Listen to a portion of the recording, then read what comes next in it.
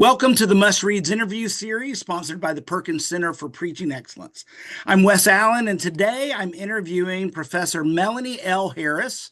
She is professor of Black feminist thought and womanist theology at Wake Forest, where she is also the director of the Food, Health, and Ecological Well-Being Program. She is the editor of a wonderful new volume entitled Preaching Black Earth. The subtitle is, and it's long, so I have to take a breath, Sermons, Meditation, and Conversations on African American Environmental Justice and Ecowomanist Spirituality. It's a long subtitle because there is a lot in this book. Melanie, welcome to Must Reads. Well, thank you so much, Wes. I am very happy to be with you and happy to be with the viewers today. Thank you. Right there in the title is the word preaching. But you make clear early on in the book that this is not a traditional homiletics book. What kind of book is this? It's a great observation. Preaching Black Earth is, in fact, a book full of sermons that one can study, particularly around African American environmental justice and eco-womanism. The text is not traditional homiletics textbook, and that it doesn't provide the kind of three-part sermon or three-point sermon guide, but it does provide extraordinary conversations that lead you into deep conversations with pastors and preachers who preach about environmental justice all the time. So, for example, the conversation with Dr. Freddie Haynes, Dr. Gina Stewart, even the reflections by John Kinney, these are powerful prophetic voices, powerful prophetic preachers who engage environmental justice in their work and ministry and in their preaching life, in their pulpits, kind of Sunday to Sunday. In this book, you actually get the inside look at how they are thinking theologically and allow that frame to then map out how they would approach sermons. Well, Perkins is, of course, located in Dallas, so love to see Freddie Haynes in the book and all, and prophetic voice here in town. You mentioned ecowomanism, and that's in the title. That might not be a term that's familiar to all of our viewers, so I wonder if you'd unpack that for us and sort of how that's the thread throughout the book, especially ecowomanist spirituality. So it's not just a sort of outward prophetic looking, but there's an inward side of the book as well. There is. In fact, the book is written as a contemplative companion, and we do a lot of work in eco-womanist thought around contemplation, contemplative pedagogy, but also really recognizing that our commitment to environmental justice often shows up in our inner lives or our faith commitments. We do know even today that environmental work and in climate justice work, it is important to have a spiritual practice of some kind. And oftentimes, for those moving in theistic Christian faith or organizations or faith churches, there is a sense in which one's own personal practice, devotion, allows them to unpack their theology of environmental care. That unpacking often happens through practices such as prayer, that practices such as poetry, practices such as journal writing. And so in this book, one can actually walk through the entire volume in a contemplative manner. There's poetry, there are conversations, there are lots of footnotes for scholars to be able to study and to follow up with. But the authors that are included are indeed companions on the work along with us in climate justice. Eco-womanism is an exciting term. It's actually a term that was coined early on in the environmental movement as we begin to consider how important it is to use intersectional analysis. Eco-womanism is literally the perspectives of women of African descent and indigenous women and women of color and their perspectives on environmental justice. So these are particularly important to lift up because generally the environmental movement in the United States, but also throughout North America, has softened or sometimes even silenced those voices in an attempt to create a brand or universal language around environmental care.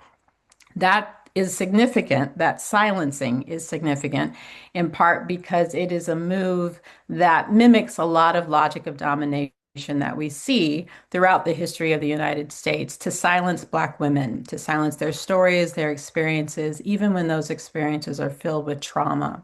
And so, as a counter narrative, as a way of being in resistance and showing the resilience of Black and Indigenous voices, eco-womanism really does center those voices and brings them to the forefront.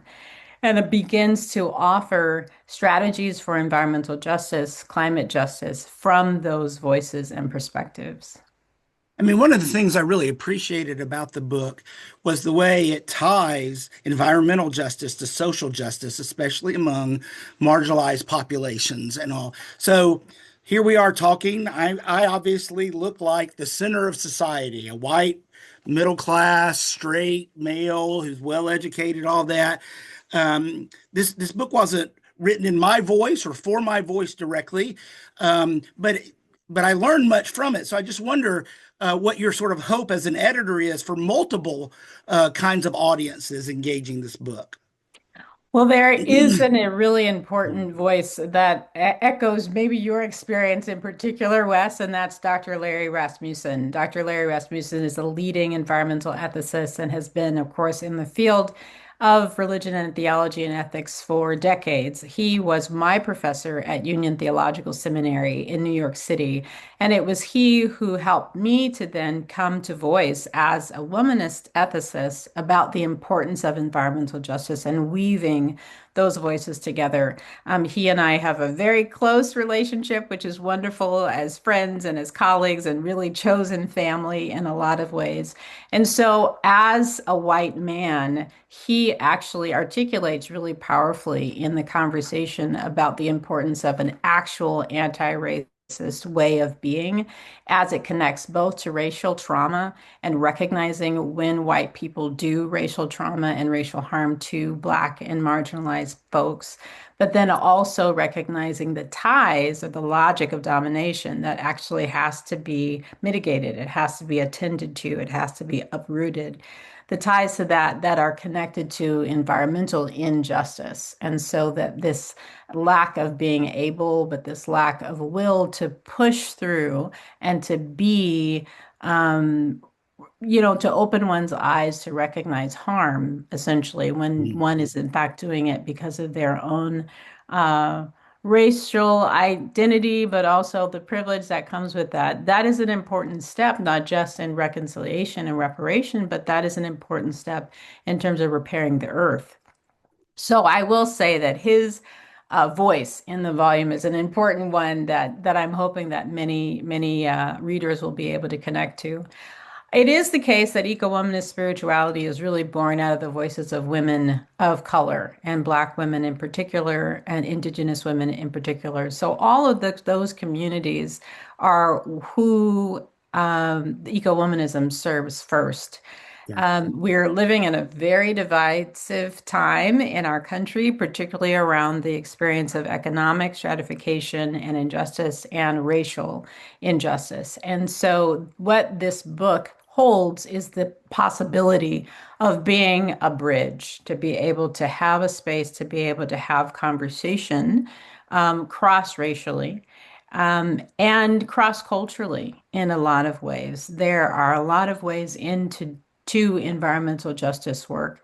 And preaching Black Earth gives us one step to being able to know each other well enough, to honor each other well enough, to do the work of honoring Earth together.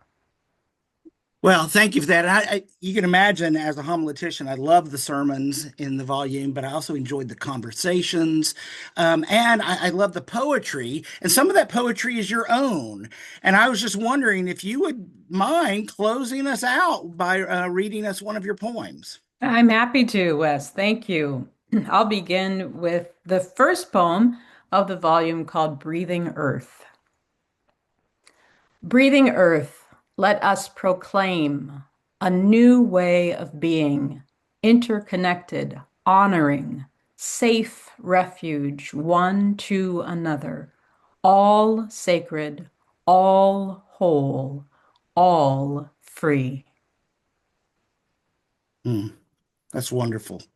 Thank you for that. There are other poems in the book, multiple sermons, multiple conversations, reflections. I highly recommend it, and I hope you sell hundreds and hundreds and hundreds and thousands of copies. Thanks so It's much, needed Wes, for the today. opportunity to talk to you today. I'm excited for this moment that we're in. Thank you, viewers. You can find the book on Amazon and Westminster John Knox and all other sites. So see you again soon.